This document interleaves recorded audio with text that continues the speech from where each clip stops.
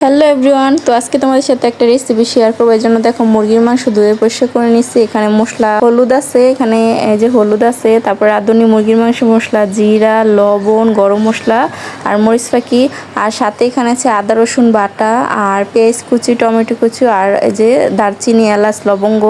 তো চলো এই যে এখন এই যে মাংসটা আমি হাতে মেখে তারপর রান্নাটা বসাবো। এই জন্য প্রথমে কড়াইয়ে মাংস দিয়ে দিলাম। তো এটা ছিল হলো বড় লাল মুরগি, কক মুরগিগুলো আছে না ওইগুলা। তো এখানে প্রথমে এই যে দেখো দারচিনি, এলাচ, তারপরে এগুলা দিয়ে দিলাম, গরম মশলা কি, তারপরে বেশি করে পেঁয়াজ দিব, যেহেতু আমি একদম কষা কষা করে রান্না করবো, একদম আলু টালু কোনো কিছু দিব না। এই জন্য এখানে 2টা টমেটো আর 3টা পেঁয়াজ দিয়ে দিছি বড় বড় সাইজের। তারপরে এখানে মশলাগুলো তো তোমাদের বললাম কি কি আছে, সবগুলো মশলা অ্যাড করে দিলাম।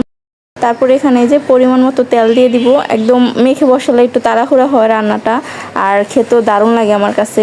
তেল দিয়ে তারপর সুন্দর করে এখানে দেখো একদম হাত দিয়ে কষলে কষলে মেখে নিতে হবে। তো মশলাটা মাখার পরে আমি আধা ঘন্টা মাংসটা ম্যারিনেট করে রেখে দিব, মানে আধা ঘন্টা রেস্টে রেখে দিব।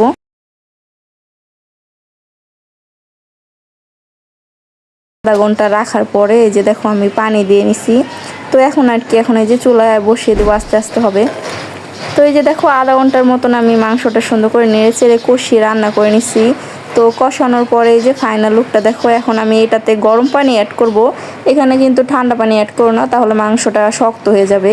তো এই জন্য আমি গরম পানি অ্যাড করতেছি, আর গরম পানি অ্যাড করলে টেস্টটাও দারুণ হয়। এই জন্য ফার্স্টে আমি গরম পানি বসিয়ে রাখছিলাম। আর এই যে দেখো ফাইনাল লুকটা কেমন হয়েছে বলো, পুরা লাগতেছে না গরুর গোস্ত? তো এরকমই লাগতেছে কিন্তু। তারপরে এটা তোমরা যে কোনো কিছুর সাথে খেতে পারো, খিচুড়ি, পোলাও, ভাত। তো আমি আজকে খিচুড়ি রান্না করছি, যেহেতু মেঘলা মেঘলা ওয়েদার ছিল এই জন্য। তো এই যে আমি প্লেটে সার্ভ করে দিচ্ছি, দেখো কালারটা কত সুন্দর আসছে। আর এই মুরগি থেকে না প্রচুর পরিমাণে তেল ওঠে। আমি তেল কিন্তু সামান্য পরিমাণে দিছি, বাট অনেক তেল উঠছে। কালারটা দেখে বুঝতে পারতেছো কতটা ইয়াম্মি হয়েছে। তো এই যে এখন দুপুরে খাবারটা এনজয় করব। তো এটার সাথে লেবু নিয়ে নিছি, আর যে কোনো খাবার সাথে লেবু, সালাদ এগুলো হলে তো টেস্টটা দ্বিগুণ হয়ে যায়। তো চলো দুপুরে খাবারটা এনজয় করি। আর তোমরা এভাবে একবার রান্না করে খেয়ে দেখো, একদম কষা কষা করে দারুণ লাগে। তো কেমন হয়েছে অবশ্যই কমেন্ট করে জানিও। আর যদি ভালো লাগে ভিডিওটা অবশ্যই চ্যানেলটা ফলো দিয়ে পাশে থাকো। আল্লাহ হাফেজ।